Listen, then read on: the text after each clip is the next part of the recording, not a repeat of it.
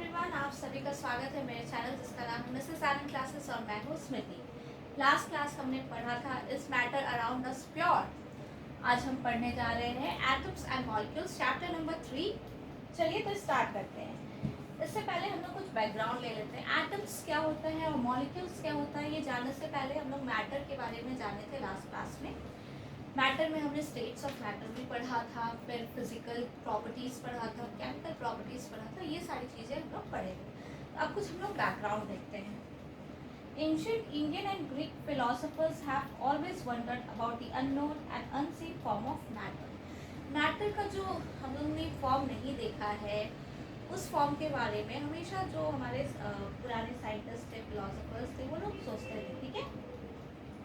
An Indian philosopher, Maharishi Kanad, postulated that if we go on dividing matter, we shall get smaller and smaller particles.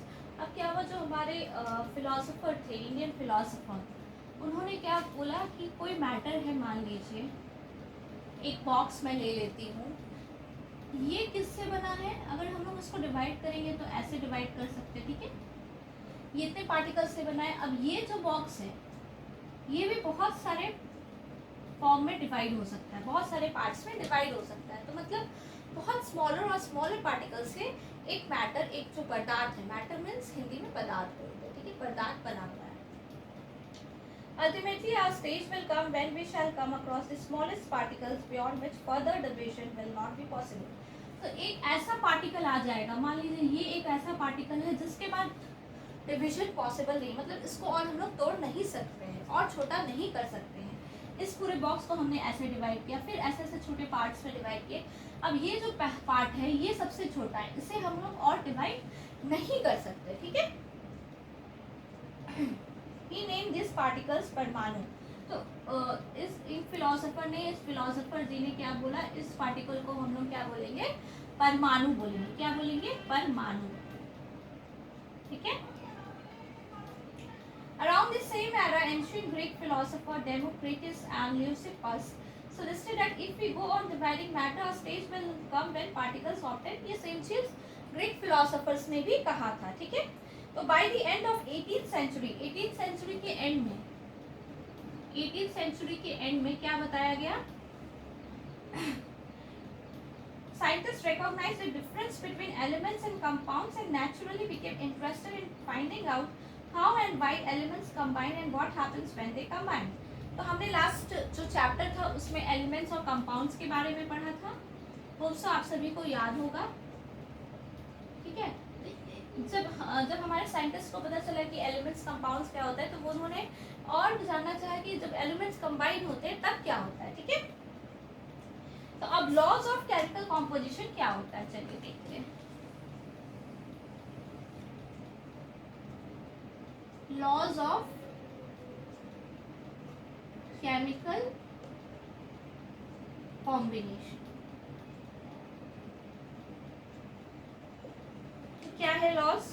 The following two laws of chemical combination were established after much experimentations by Lavoisier and Joseph L Proust. तो दो law है इसके chemical composition के। पहला क्या है, law of conservation of मास।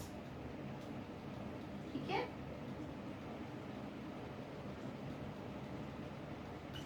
और दूसरा क्या है, law of constant proportion. Law of constant proportion. ठीक है। तो दो लॉ है। ठीक है, conservation of mass and constant proportion. किसने बताया ये दोनों चीजें, लेवोसियर ने और जोसेफ एल प्रॉस्ट ने। Is there a change in mass when a chemical reaction takes place. जब कोई केमिकल चेंज होता है, फॉर एग्जाम्पल हमने सब्लिमेशन प्रोसेस को देखा था। सब्लिमेशन प्रोसेस में कुछ मास का चेंज हुआ था क्या, no, there is no change in mass. Mass जो रहता है वो सेम रहता है। ठीक है। केमिकल कंपाउंड न्यू बन जाता है, केमिकल नेचर में चेंजेस आ जाती है, बट जो मास होता है वो कांस्टेंट होता है। तो क्या बोलता है, law of conservation of mass. Law of conservation of mass states that mass can neither be created not destroyed in a chemical reaction. मतलब जो मास है वो ना हम लोग बढ़ा सकते हैं, ना क्रिएट कर सकते हैं, ना कम कर सकते हैं, ना डिस्ट्रॉय कर सकते हैं, जब एक केमिकल रिएक्शन होता है, ठीक है। तो लॉ ऑफ कंजर्वेशन ऑफ मास यही बताता है, ठीक है। क्या बताता है? मास can neither be created nor be destroyed, okay.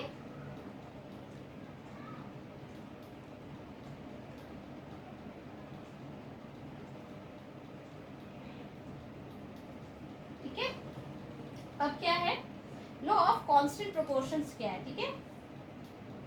In a compound such as water, the ratio of the mass of hydrogen to the mass of oxygen is always 1:8, whatever the source of water. Thus, if 9 gram of water is decomposed, 1 gram of hydrogen and 8 gram of oxygen are always obtained. देखिए, जो compound है हमारा water, water एक compound है, ठीक है। H2O एक compound है हमारा। अब क्या बोल रहा है? H2O में जो मास ऑफ हाइड्रोजन है और मास ऑफ ऑक्सीजन है वो हमेशा फिक्स्ड है, मतलब 1:8 है। अगर 1 टाइम्स हाइड्रोजन है तो 8 टाइम्स ऑक्सीजन है, तो 1 ग्राम ऑफ हाइड्रोजन और 8 ग्राम ऑफ जो ऑक्सीजन है वो हमेशा ऑब्टेन होगा, ठीक है। तो ये फिक्स्ड है, ये जो प्रोपोर्शन है ये फिक्स्ड है, this can not be changed, okay. सबको ये वो समझ में आ रहा है? अगर 9 ग्राम ऑफ वाटर है तो जिसमें से 1 ग्राम फिक्स्ड है कि आपका हाइड्रोजन होगा और बाकी का 8 ग्राम क्या होगा? ऑक्सीजन होगा, ठीक है। This led to the law of constant proportions which is also known as the law of definite proportions. तो लॉ ऑफ कांस्टेंट प्रोपोर्शन को हम लोग क्या बोलते हैं? लॉ ऑफ कांस्टेंट प्रपोर्शन को हम लोग लॉ ऑफ डेफिनेट प्रपोर्शन भी बोलते हैं, ठीक है। इसका 2 टर्म है, ठीक है, okay. In a chemical substance the elements are always present in definite proportions by mass. Chemical कोई जो सब्सटेंस है, कोई भी केमिकल सब्सटेंस, उसमें जो एलिमेंट्स है वो फिक्स प्रपोर्शन में ही प्रेजेंट होते हैं, ठीक है। मास बाय मास, मास के फॉर्म में जो उनका मास होता है वो फिक्स प्रोपोर्शन में होता है, ठीक है, कोई भी केमिकल सब्सटेंस में। आप सभी को समझ में आ रहा है? The next problem faced by scientists was to give appropriate explanation of these laws, ठीक है। British chemist John Dalton provided the basic theory about the nature of matter. Dalton picked up the idea of divisibility of matter, okay. He took the name atoms as given by the Greeks and said that the smallest particles of matter are atoms, ठीक है। According to Dalton's atomic theory, all matter, whether an element or a compound or a mixture, is composed of small particles called atoms. The postulates of his theory may be stated as follows. देखिए, जो Dalton थे उन्होंने क्या बोला कि हमारा कोई भी पदार्थ है वो किससे बना है? सबसे स्मॉलेस्ट पार्टिकल उसमें क्या होता है? एटम होता है, ठीक है। स्मॉलेस्ट पार्टिकल ऑफ मैटर, कोई भी पदार्थ जिसको हम लोग मैटर बोलते हैं, स्मॉलेस्ट पार्टिकल ऑफ मैटर क्या होता है? एटम होता है, ठीक है। उसे हम लोग एटम बोलते हैं, ठीक है। अब कुछ उनकी थ्योरी की postulates है जो हम लोग डिस्कस करेंगे। All matter is made up of very thin particles very tiny particles called atoms which participate in chemical reactions. तो ये पहला इनका postulate था कि जो भी smallest particle matter का होता है उसे क्या बोलते हैं? Atoms बोलते हैं, ठीक है। Atoms are indivisible particles which cannot be created or destroyed in a chemical reactions. ये एटम को हम लोग इनडिविजिबल है, मतलब डिवाइड नहीं कर सकते हैं, ठीक है। ये स्मॉलेस्ट पार्टिकल इसलिए बोला गया है, ठीक है। और इसको ना ही हम लोग क्रिएट कर सकते हैं ना ही डिस्ट्रॉय कर सकते हैं कोई भी केमिकल रिएक्शन में, okay. Atoms of a given element are identical in mass and chemical properties. एक एलिमेंट में अगर एटम्स है, मान लीजिए ये एक एलिमेंट है, इसमें मान लेते हैं इतने सारे एटम्स है, ये भी एटम है, ये भी तो ये सारे जो होंगे वो आइडेंटिकल होंगे, मतलब एक जैसे होंगे, उनका मास भी एक जैसा होगा, ठीक है, उनका प्रॉपर्टीज जो भी होगा वो एक जैसा होगा, सिमिलर होगा, ठीक है। Atoms of different elements have different masses and chemical properties.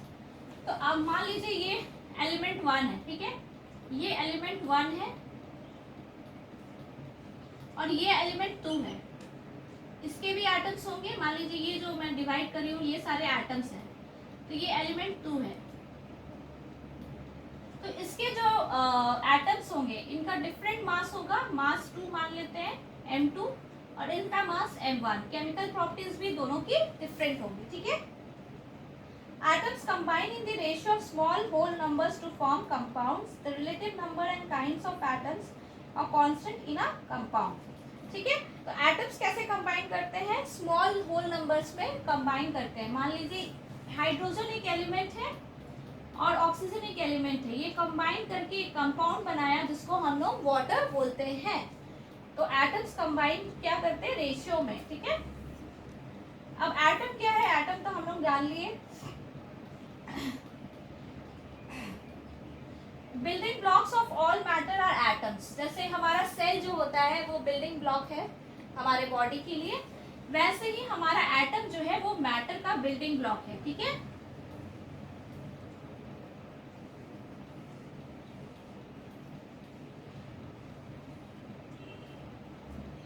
Building block, पहला जो ब्लॉक होता है, बिल्डिंग कैसे बनता है, ब्लॉक से बनता है, ठीक है। तो building block of matter, matter का जो बिल्डिंग ब्लॉक होता है वो क्या होता है, एटम होता है, ठीक है। सबको क्लियर हो रहा है, इसे हम लोग एटम बोलते हैं। अब कितने बड़े होते हैं ये एटम्स, एटम्स ना बहुत छोटे होते हैं, ठीक है। They are smaller than anything that we can imagine or compare. Atomic radius is measured in nanometers. Nanometres में हम लोग मेजर करते हैं, ठीक है। ये शीट जितना इससे भी ज्यादा थिन होता है, ठीक है। What are the modern day symbols of atoms of different elements? Different elements का symbols क्या है, ठीक है, किस सिंबल से हम लोग डिफरेंट एलिमेंट्स को शो करते हैं। जैसे हाइड्रोजन को हम लोग इस सिंबल से शो करते हैं, ठीक है, ये हाइड्रोजन का सिंबल है। फॉस्फोरस को हम लोग किससे शो करते हैं, ये फॉस्फोरस का सिंबल है, ठीक है। तो ये सिंबल्स आप लोग देख लीजिएगा, ये शेडेड पोर्शन है, ये कार्बन है। तो फॉर एग्जांपल मैंने 3 का बताया, इस तरीके से बहुत सारे सिंबल्स है जिस एलिमेंट्स को हम लोग रिप्रेजेंट करते हैं, ये सारे सिंबल्स है। तो ऑक्सीजन का देखते हैं, ऑक्सीजन का क्या है, ऑक्सीजन का सिंपल सर्कल है, ठीक है, ये ऑक्सीजन का है, ठीक है। नैनोमीटर से हम लोग शो करते हैं एटम का साइज को, तो क्या होता है, 1 nanometre, 1 metre is equals to 10 to the power 9 nanometre, ये हमारा कन्वर्शन है, ठीक है। सब कोई को क्लियर हो रहा है मैं क्या बताना चाह रही हूँ, तो चलिए हम आगे बढ़ते हैं।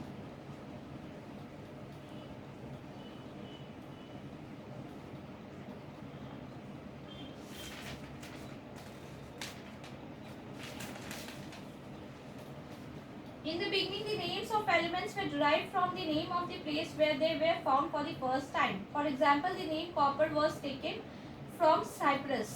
Some names were taken from specific colors. For example, gold was taken from the English word meaning yellow.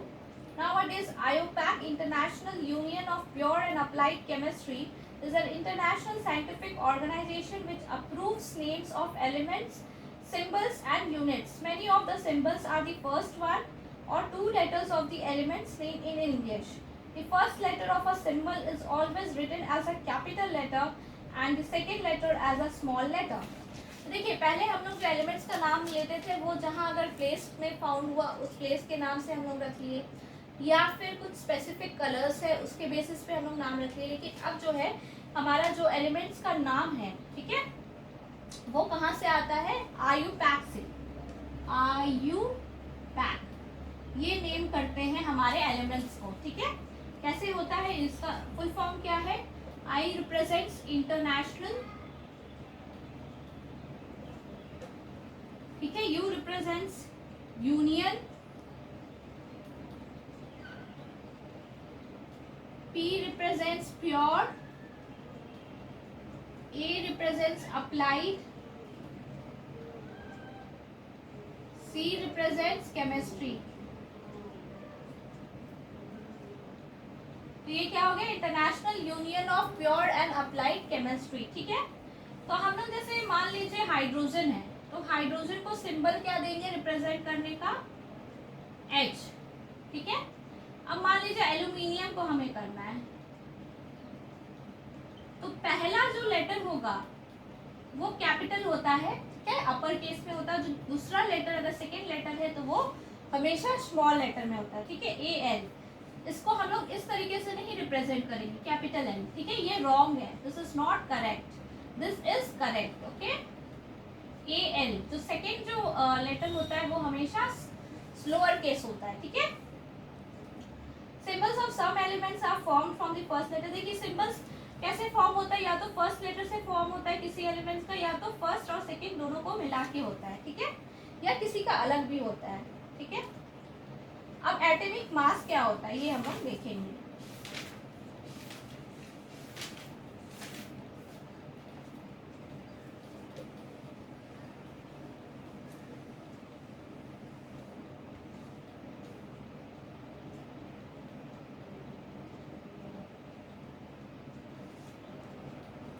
The most remarkable concept that Dalton's atomic theory proposed was that of the atomic mass. Let us take the example of a compound carbon monoxide formed by carbon and oxygen. Carbon और oxygen से हमारा क्या form हुआ? Carbon monoxide, ठीक है। तो ये carbon monoxide form हुआ। In other words carbon, it was observed experimentally that 3 gram of carbon combines with 4 gram of oxygen to form CO. अच्छा,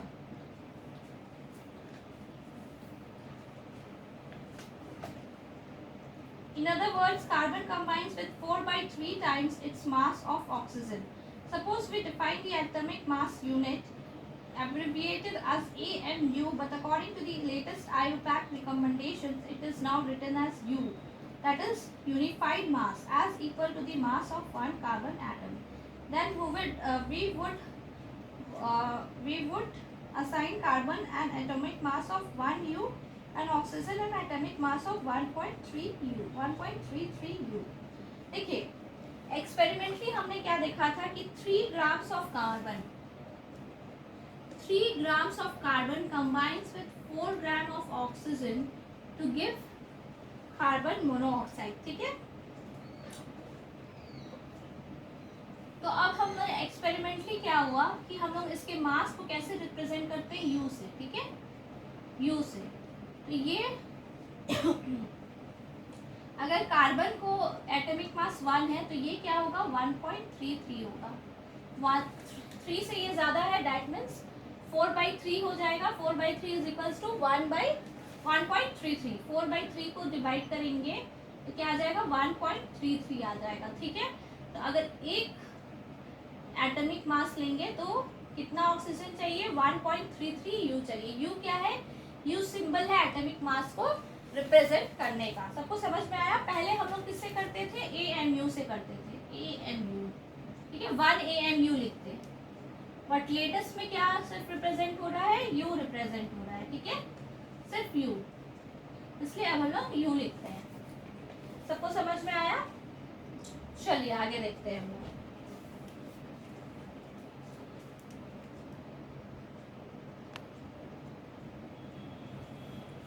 हम लोग को ना होल नंबर्स में रिप्रेजेंट करना होता है, ठीक है।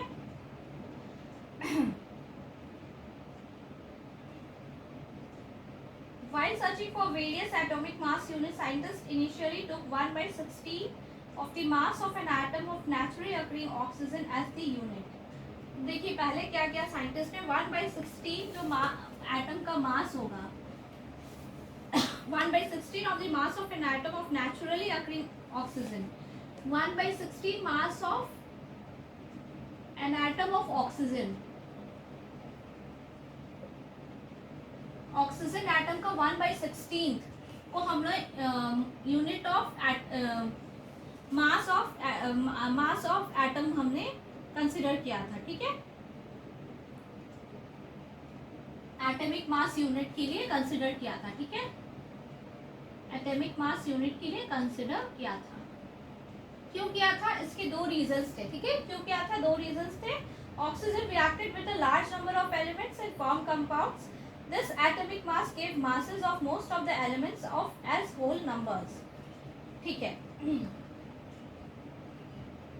तो एटॉमिक मास यूनिट हम लोग कैसे लिया?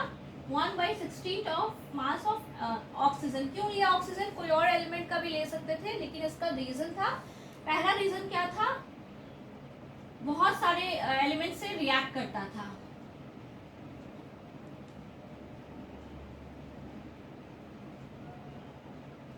ठीक है, दूसरा क्या था रीजन? दूसरा था कि ये हम लोग को यूनिट लेने से, एटॉमिक मास यूनिट लेने से जो दूसरे एलिमेंट्स का मास आ रहा था वो होल नंबर में आ रहा था, जो कि इजी था, ठीक है, तो ये दूसरा रीजन था.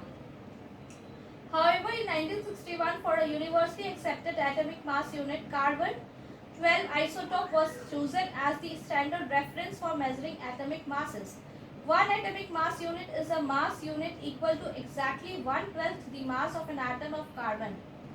तो अब क्या हुआ? 1961 में इंस्टेड ऑफ दिस कार्बन को चूज किया गया 1/12 मास of an atom of carbon. ठीक है, ये कब हुआ? 1961 में हुआ. ठीक है, ये यूनिवर्सली एक्सेप्टेड हो गया 1961 से.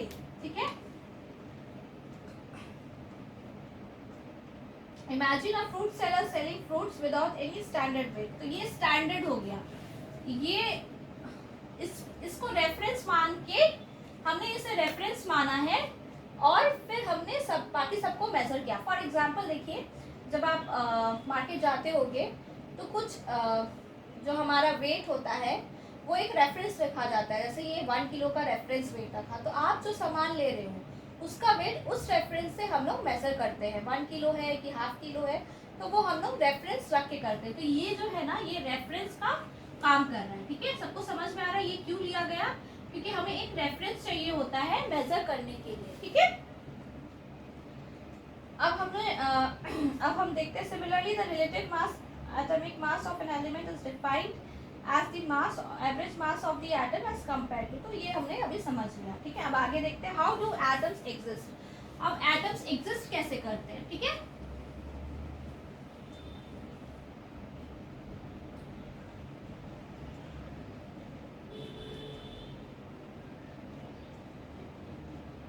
एटम्स तो है, ये हमने समझ लिया, पर एटम्स एग्जिस्ट कैसे करते हैं ये समझना बहुत ज्यादा इंपॉर्टेंट है. ठीक है, और atoms of most elements are not able to exist independently. वो इंडिपेंडेंटली एग्जिस्ट नहीं करते बहुत सारे एलिमेंट्स के. ठीक है, atoms form molecules and ions. These molecules or ions aggregate in large numbers to form the matter that we feel, see और touch.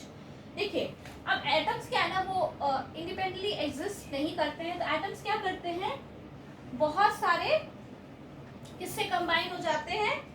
Molecules. Atoms क्या फॉर्म करते हैं? मॉलिक्यूल्स फॉर्म करते हैं या आयंस फॉर्म करते हैं. ठीक है, ये दो चीज फॉर्म करते हैं, मॉलिक्यूल्स या आयंस. इस फॉर्म में ये एग्जिस्ट करते हैं. और ये मॉलिक्यूल्स या फिर ये आयंस कंबाइन होके, बहुत सारे मॉलिक्यूल्स कंबाइन होके क्या बनाते हैं? मैटर बनाते हैं. ठीक है, फॉर एग्जाम्पल जिसको हम लोग देख सकते हैं, फील कर सकते हैं या टच कर सकते हैं. ठीक है, सिमिलरली आयंस भी, ये क्या हो गया? हमारा मैटर हो गया. ठीक है, सबको तो समझ में आ रहा है? अगर समझ में आ रहा हो और आपको इन्फॉर्मेटिव लग रहा हो मेरा वीडियो, तो काइंडली सब्सक्राइब करें मेरे चैनल जिसका नाम है मिसेस आनंद क्लासेस, और अपने फ्रेंड्स के साथ शेयर करें. काइंडली आप लोग देखिए और शेयर कीजिए, बहुत स्लो करते हैं आप लोग. ठीक है, What is a molecule? अब molecule क्या है? Molecule in general a group of 2 or more atoms that are chemically bonded together. अब मॉलिक्यूल्स क्या है ये हम लोग देखेंगे, ठीक है।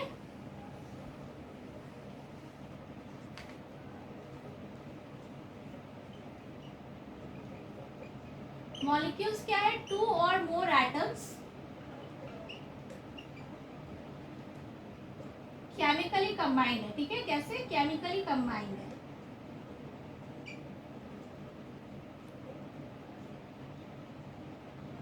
ठीक है। सभी को समझ में आ रहा है। A molecule can be defined as the smallest particle of an element or a compound that is capable of an independent existence and shows all the properties of that substance. देखिए अब मॉलिक्यूल को कैसे define करेंगे। Smallest part किसका है, elements और compounds का smallest जो पार्ट है, smallest particle of an element और कंपाउंड, ठीक है। इसको हम लोग कैसे बोलेंगे, स्मॉलेस्ट पार्टिकल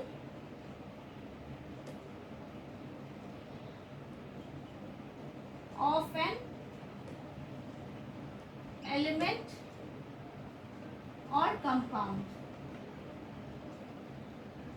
ठीक है। मॉलिक्यूल्स वो हुए, ये इंडिपेंडेंटली एग्जिस्ट करते हैं और प्रॉपर्टीज शो करते हैं, ठीक है। ठीक है, सबको समझ में आ रहा है। Atoms of the same element or different elements can join together to form molecules. तो molecules बनता कैसे है, एटम सेम एलिमेंट्स का, मान लीजिए ये एलिमेंट 1 है और ये एलिमेंट 2 है, तो इसके एटम्स कंबाइन होके मॉलिक्यूल्स बनाएंगे, या इसके एटम और इसके एटम कंबाइन होके भी मॉलिक्यूल बना सकते हैं, ठीक है। कुछ भी हो सकता है, सेम या फिर डिफरेंट एलिमेंट्स के।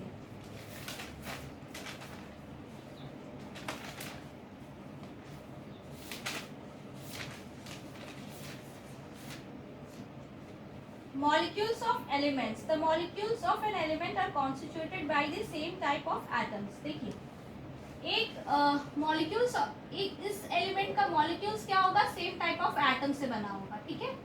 एलिमेंट 1 का मॉलिक्यूल्स क्या होगा, सेम टाइप का एटम से बना होगा, ठीक है। Molecules of many elements such as argon, helium are made up of only one atom of that element. A molecule of oxygen consists of 2 atoms of oxygen and hence it is known as diatomic molecule. देखिए बहुत सारे एक atom से बने हैं, ठीक है। Molecule जो बने हैं वो एक एटम से बने, फॉर एग्जाम्पल हीलियम ले लीजिए, ठीक है। ये H सिर्फ एक एटम ऑफ हाइड्रोजन से बना है, लेकिन अगर आप ऑक्सीजन लेंगे, ये O2 से हम लोग सिंबलाइज करते हैं, तो O2 मतलब 2 एटम्स ऑफ ऑक्सीजन से ये मॉलिक्यूल बना है, तो इसे हम लोग क्या बोलते हैं, 2 है इसीलिए डाई एटमिक मॉलिक्यूल भी बोलते हैं, ठीक है। डाई एटमिक मॉलिक्यूल, ठीक है। डाई एटमिक मॉलिक्यूल सबको समझ में आ रहा है, इसे हम लोग मॉलिक्यूल बोल रहे हैं, ठीक है, ठीक है। If 3 atoms of oxygen unite into a molecule instead of the usual 2, we get ozone. तो अगर 3 एटम्स कंबाइन कर रहे हैं तो क्या बोलते हैं, उसे ओजोन बोलते हैं लोग, ठीक है। Metals and some other elements such as carbon do not have a simple structure but consist of a very large and indefinite number of atoms bonded together. अब देखिए, अब मॉलिक्यूल्स ऑफ एलिमेंट्स तो हमने जान लिया, अब हम मॉलिक्यूल्स ऑफ कंपाउंड्स देखेंगे। एलिमेंट्स क्या हुआ कि वो सेम टाइप ऑफ एटम से बने होंगे, समझ में आ रहा है सभी को। मॉलिक्यूल्स ऑफ एलिमेंट्स क्या होंगे, एक टाइप ऑफ एटम से बने होंगे, लेकिन कंपाउंड में डिफरेंट टाइप्स ऑफ एलिमेंट्स के डिफरेंट टाइप्स ऑफ एटम से बने होंगे, ठीक है। एटम्स ऑफ डिफरेंट एलिमेंट्स के एटम से कंपाउंड बनता है, ठीक है। मॉलिक्यूल्स ऑफ कंपाउंड्स बनते हैं, ठीक है।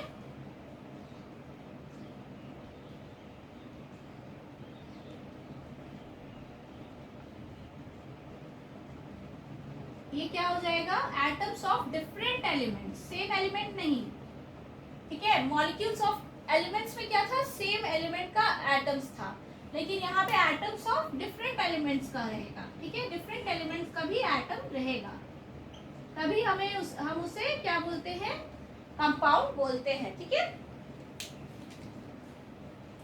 तभी हम उसे कंपाउंड बोलते हैं, ठीक है।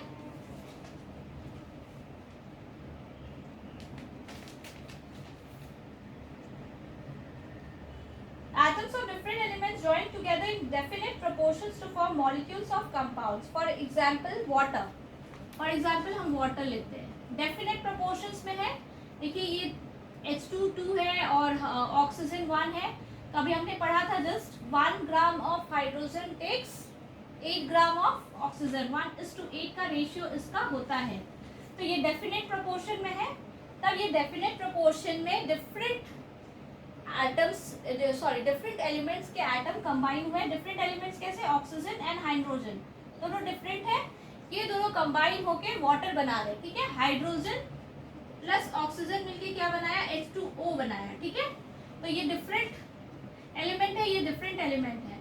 तो ये क्या हो गया, मॉलिक्यूल्स ऑफ कंपाउंड्स हो गया, ठीक है। अब हम लोग नेक्स्ट क्लास में दिखेंगे, पढ़ेंगे ions, molecular mass, mole concept, और इसके आगे जो भी इस चैप्टर में है हम लोग नेक्स्ट पार्ट में कवर करेंगे। होप सो आप सभी को अच्छे से समझ में आया हो, और अगर आ रहा हो तो काइंडली सब्सक्राइब करें और अपने फ्रेंड्स के साथ शेयर करें। चलिए हम लोग मिलते हैं नेक्स्ट क्लास में, ओके।